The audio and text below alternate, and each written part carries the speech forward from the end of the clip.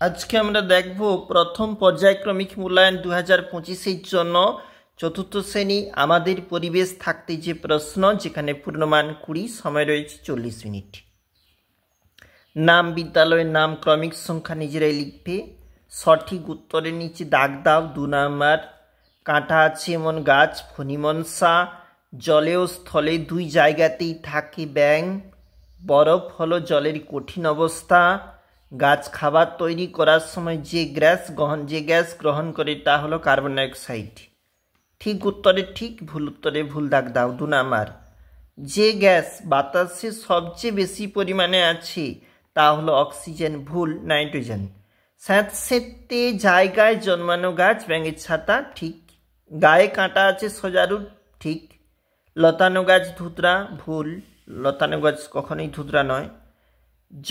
শূন্যস্থান পূরণ করো। 4 মার্ক বলেছে 1 নাম্বার করে।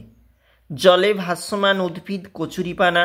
গাছপালা রঙের সঙ্গে রং মিলিয়ে চলা প্রাণী গিরগিটি। ভাব কথাটা এসেছে বাষ্প থেকে। পাখিদের শরীরের ভিতরে বাতাস ভরা বায়ুথলি আছে। পরেরই পেজ এখানে একটু এসেছি এবং এখানে 2 নাম্বার রয়েছে। ক স্তম্ভের সঙ্গে খ স্তম্ভ। ন্যাদোস কিন্তু একটা মাছ, ডোডো কিন্তু একটা পাখি, শরৎ কিন্তু ঋতু, নারকেল গাছ হচ্ছে একটা উদ্ভিদ। এরপরে বলেছে এক কথায় উত্তর দাও। 4 মার্ক। ধানের খোসাকে কি বলে? তুষ বলে। কলকাতা হাওড়ার মধ্যে সংযোগকারী ব্রিজের নাম হাওড়ার ব্রিজ। গাছ কাজ করার জন্য প্রয়োজনীয় শক্তি আমরা কোথা থেকে পাই? খাদ্য থেকে।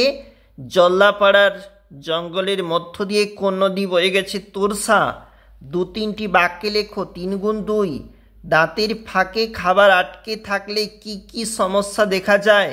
দাঁত খারাপ করে, দাঁত ব্যথা হয়। বাঘের সংখ্যা দিন দিন কমে যাচ্ছে কেন? বন জঙ্গল কেটে ফেলা চোরাশিকারীরা চামড়া, নখ, হাড়ের লোভে বাঘ মেরে ফেলছে, যার জন্য বাঘের সংখ্যা কমে যাচ্ছে।